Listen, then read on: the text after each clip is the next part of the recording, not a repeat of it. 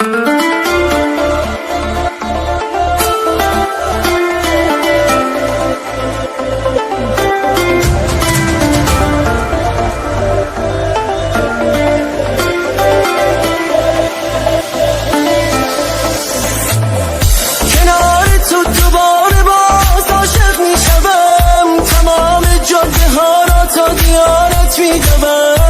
هر چیزی که دارم را برایت میدهم، تو میدانی برای تو کجاها میروم.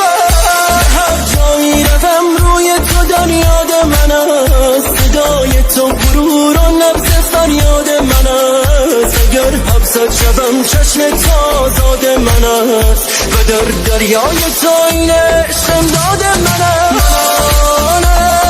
که جز نوای عشق تو بدانم، به جز صدای عشق تو خوانم، بدون تو دمی دگر نمانم.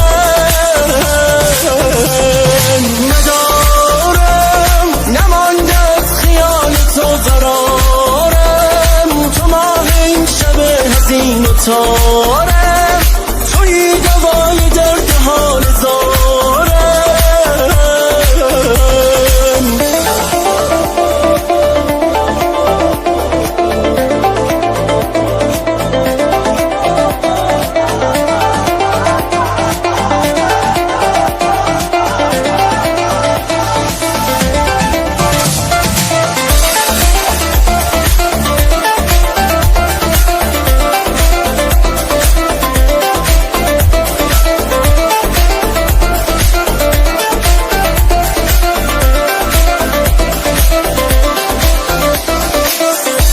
ببین دریای من غرقم غریق عشق تو، سیر دام تو دام عمیق عشق تو.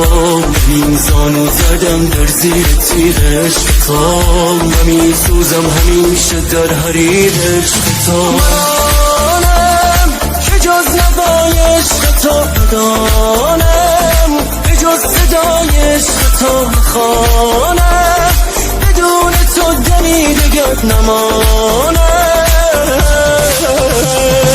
ندارم نمانده از خیال تو قرارم، تو ماه این شب حزین و تارم،